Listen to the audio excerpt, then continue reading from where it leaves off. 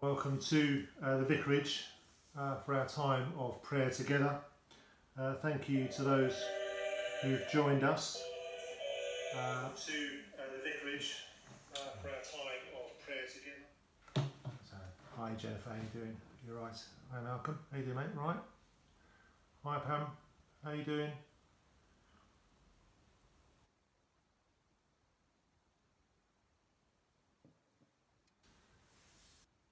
Hi Jenny. Evening Jenny, how you doing? So this is our time of prayer, and as we did yesterday, just a short reflection on the day, news from Ascension, but also news, hi Tanya, news from the world, as we've just heard from the government briefing. What is it they said? We're not out of the woods yet, certainly not, but there are some positive things coming out there, particularly around testing, which is being ramped up. So we just have to say some positives of the day. It's been a busy day at Ascension. We were running very low on food bank stocks, quite low in fact. And the good news is that we got some food from a school who were giving food out for free school meals, and some of the parents didn't want them. So hi Malcolm, and so they got delivered to us, which was a great answer to prayer. So we've got a bit more stock coming, so which is really good. So we can give some food parcels out to those in need. Hi Anne, how you doing? All right, good to see you. So tonight we are just having a time of prayer together, just to reflect on the day in the world, and also in our communities, in our lives, in our families. For some of us, we're into second week of lockdown. For others, it started earlier. I spoke to an elderly man who's a member of our congregation today, who was very blessed that I called him, and Lisa, and so I called him, and he's been looked after by his sons who visit him and do things for him. But as I said this morning, if you were here, just this phone call to someone can make the huge difference. To know that someone's thinking of someone's praying for someone, and it just makes a massive difference. I got a call from someone today, said, Dave, I've got a bottle of hand sanitizer, do you want one? And it's amazing how the world has turned upside down, that we get so enthusiastic about a bottle of hand sanitizer. And I was a bit enthusiastic, but there you go. I just pray that some of the panic that was set in the early days is starting to dissipate now, and I think trips to supermarket is a little bit better. We've seen locally though that some of our local shops are actually closing for a while, a couple of weeks at a time, and so that's going to have a bit of an impact on those who shop locally. Hopefully they'll stagger that with them. The good news is that some of the council hubs that are being established are now opening. There's a central one in Newham, and there are 8 satellite hubs opening, particularly servicing for people that are in the greatest of need, in the most vulnerable. So we're looking forward to that ramping up. But in the meantime, Ascension here is still open for dropping off food and for distribution, and also our advice service, particularly those on benefits, is open phone calls for every Monday afternoon 1 till 6. So please, for those who live around here, that's still going on. We publicise that through our Facebook page and through our Twitter, and we'll also publicise that through our website as well. Shall we begin our prayer? And as I did yesterday, I introduced an evening prayer from the Celtic community, from the Northumbria community, and we're going to follow that. So if you've got your iPad or your iPhone or your computer with you, if you Google Celtic evening prayer, the Northumbria community.org will be the first thing you get, and if you log on to that, then you will see the evening prayer for today, and we're going to follow that loosely together, and then we're going to come to a time of prayer. So just have a few moments silence.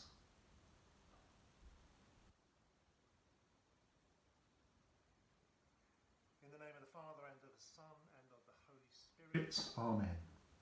My soul waits for the Lord, more than those who watch for the morning, more than those who watch for the morning. Out of the depths I have cried to you. O Lord, hear my voice. With my whole heart I want to praise you. O Lord, hear my voice. If you, Lord, should mark iniquities, who could stand? Who could stand? I will wait for the Lord. My soul waits, and his word do I hope.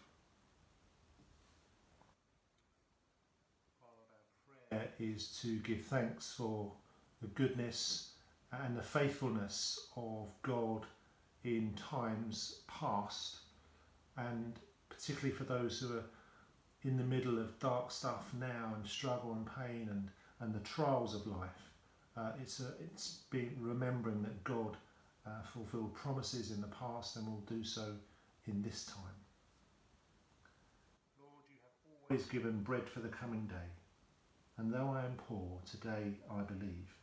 Lord, you have always given strength for the coming day, and though I am weak, today I believe. Lord, you have always given peace for the coming day, and though I am anxious of heart, today I believe. Lord, you have always kept me safe in trials, and now, tried as I am, today I believe. Lord, you have always marked the road for the coming day, and though it may be hidden, today I believe. Lord, you have always lightened this darkness of mine, and though the night is here, today I believe. Lord, you have always spoken when time was ripe, and though you be silent now, today I believe. Evening, Jojo. Hi, good to see you. Your name up there. Yeah, I've seen that message. Wow, yeah. We'll definitely pray for the family. Is it that long? Wow. Okay. We'll pray for them. Thanks, Jojo. Today's reading from Psalm 133. How very good and pleasant it is when kindred live together in unity. It is like the precious oil on the head running down upon the beard of Aaron, running down over the collar of his robes. It is like the dew of Hermon, which falls on the mountains of Zion. For there the Lord ordained his blessing, life forevermore. I want to say that first line, and how very good and pleasant it is when kindred live together in unity. And that word community is as being lifted up. If you remember, if you're old enough to remember, I am, when Margaret, not getting political, when Margaret Thatcher was in power, she made many memorable speeches. But one of the things she spoke about is there's no such thing as society. I don't know if you remember that at all. I think what she was getting at is the idea of actually, well, community spirit and communities coming together. Well, there's no such thing as that. There's no big narrative of how people live together in unity.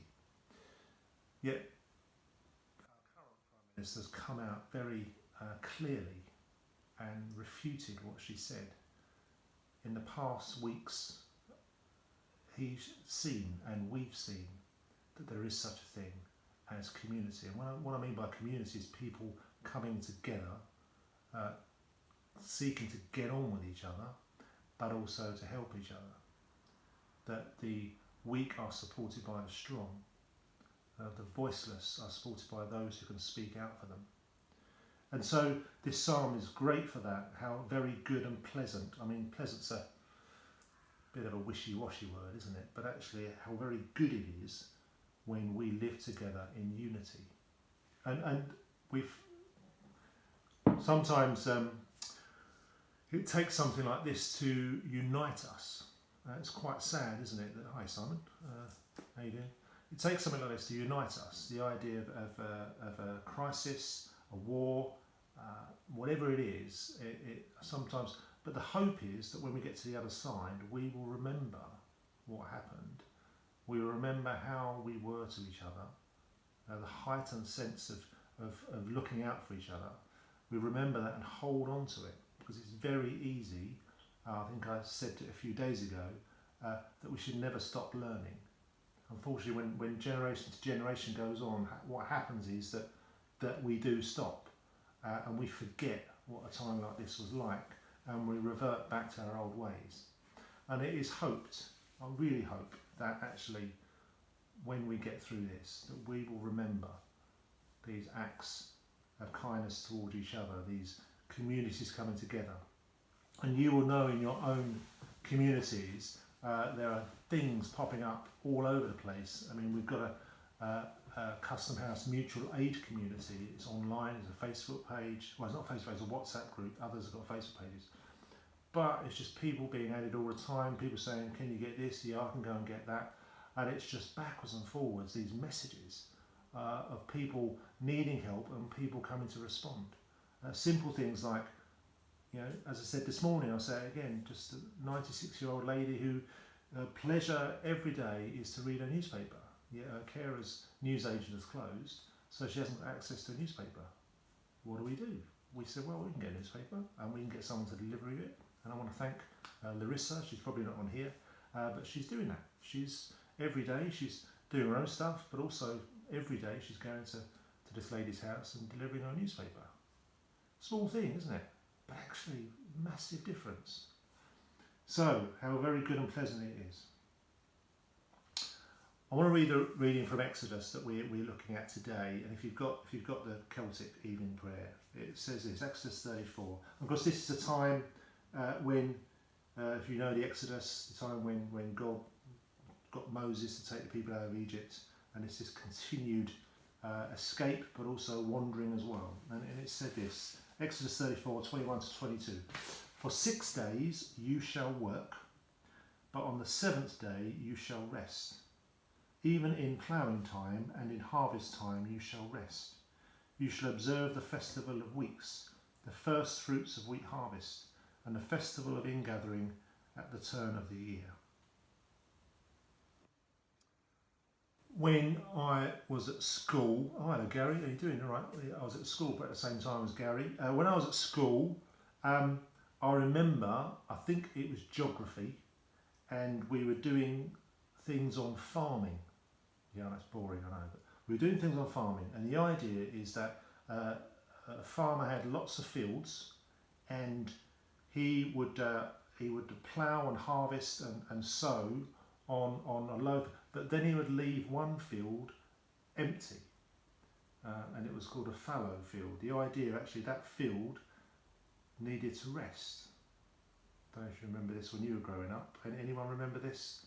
Or am I just talking? Someone say you remember this. You did it at school. Someone put a comment on. Otherwise, I'm talking. But that's what he did. There was this whole fields being sown and harvested, but one field was kept empty for a season. Yeah, called a fallow. Lisa, honest. It is true. That's what the honest. Anyway, where am I getting at? What I'm getting at is, it is the same for us. That there is a rhythm of life. That we work and then we rest, and that is. And sadly, at the moment, there's a lot of people resting. And thanks, Jenny, for salt. Thank you for that. Jenny knows. She knows what's up. That is actually what's happening. Is that we work, but we have to have rest. Sadly, at the time, there's a lot of people not working, but hopefully staying active. And this is the pattern of life that we have to live. That actually we do live in a world where Thanks, Jojo. Yep, you did it at school as well. We do live in a world where it's 24/7, 7 days a week. The expectation is that we go on and on and on and on and don't stop. And we live in a culture like that. It's a very consumer-led culture, evening time. Consumer-led culture where we're just supposed to just carry on. No, we have to live a rhythm of life where we work and we work hard, and that's true, that's proper, but then we have a time of rest.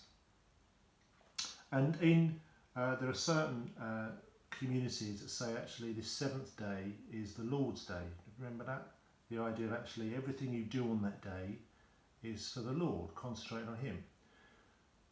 Then what are we doing for the other 6 days?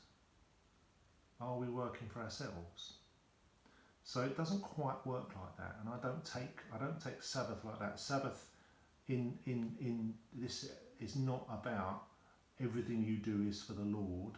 So in the old days, you never used to be able to do sport. You don't do sports on Sunday. You don't go shopping. You don't do anything like that because it's not the Lord's work. But we should live 7 days a week like that. That actually everything we do is for His glory, not ours. We're not to live a selfish life.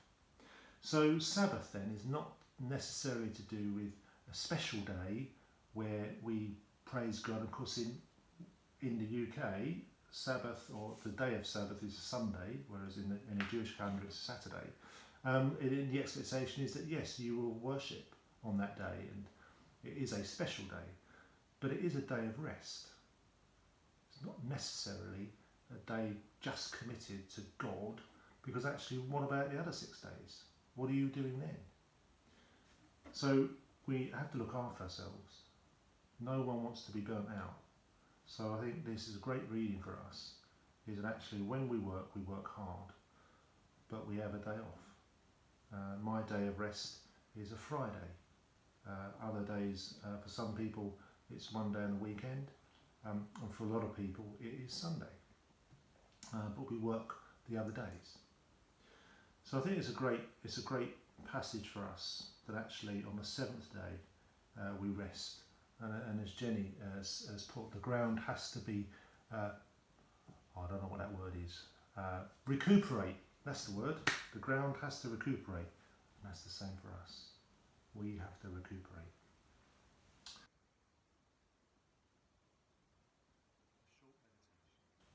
Short meditation. We have to be candles burning between hope and despair, faith and doubt, life and death. All the opposites. That is the disquieting place where people must always find us. And if our life means anything, if what we are goes beyond the monastery walls and does some good, it is that somehow, by being here, at peace, we help the world cope with what it cannot understand.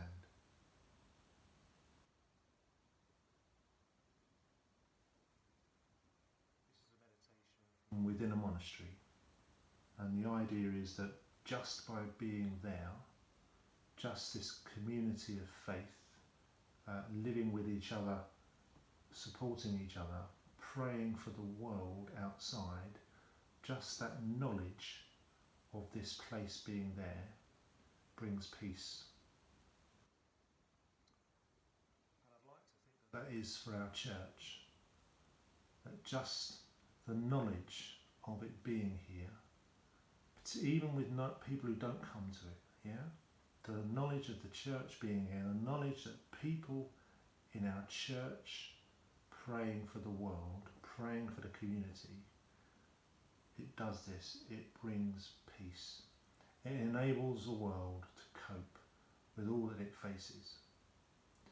I think there is some truth in that. That then there's 13,500 people living in this small community, all very densely populated, and not many of them would set into a church. But just knowing that there is a praying community in where they live, I think that can bring some peace. And I've heard stories of village churches where it's the same, that actually when they've been away and they're coming back and they can see the church steeple, oh, I'm home. I don't go to church, but the church is home. So I'm hoping it is for you and for those you know, maybe your experience, that this community of faith that we have here, and of course we're not in the building, we are in our homes, we are elsewhere, but we are still a community. We're still looking out for each other, we're still praying for each other, we're still praying for the needs of the world and everyone else. Hi Nick. Yeah. So I think it's a great meditation, a great meditation. So I'm going to say a short prayer, a prayer for others, and as I say, I want us to pray. If you've got this here, then please do pray. Hi Jody. Please do pray along with it. The Northumbria Community Prayer, the canticle, the prayer for others. If you've got that, pray along with it. But I want you to have in your mind one person who is on your heart, who you think that person needs to know comfort. That person needs to know the love of God in their life, in their heart, in their family. Because sometimes our prayers are very wide, and that's okay. We can pray for lots of different people and lots of different things. But sometimes our prayer needs to be personal. And there is times when there is one person that comes to the top of our hearts, and actually it could be a member of the family, it could be a friend, it could be one person. Actually that person needs to know God's blessing. That person is in an awful place. So as I pray this prayer, just think of that one person.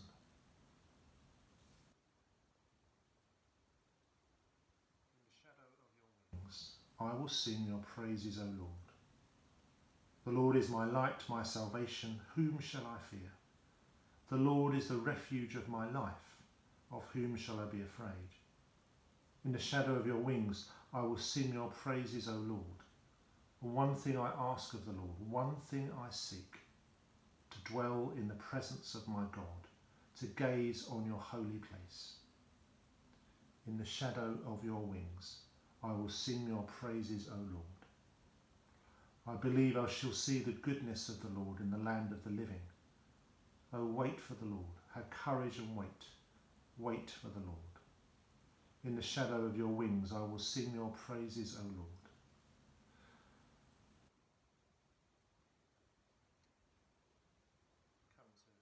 Come to the end of our time together, but I just pray that that person that you prayed for would know this blessing, that they would in fact see the goodness of the Lord in the land of the living, that they would see this time, even though it's quite difficult, as a time of life and not of death, as a time of joy and not of pain. See that you be at peace among yourselves, my children, and love one another. Follow the example of the wise and good, and God will comfort you and help you, both in this world and in the world which is to come. In the name of the Father, and of the Son, and of the Holy Spirit. Amen. Thank you everyone for being here. We're going to end this time together, and I hope it's been a blessing to you. And please do, as we continue to meet like this, please send me your prayers. Those who've got my contact details, you can do that. My thoughts are that we would create a group within Facebook, which is what we can do, which is a safe space for those who want to pray and share prayers with specific people. Yeah, and I think and hope that we're going to put that together. And so rather than sending prayers through this quite public place, we would create a prayer group within our Facebook page where certain people can come and share prayers and pray together. Okay, so may God bless you, may you sleep well, tonight, and I'll see you in the morning. Morning prayer, as always, is at 9 o'clock. Unless it's raining, I shall be outside, so it'll be cold. But yeah, sleep well, and God bless.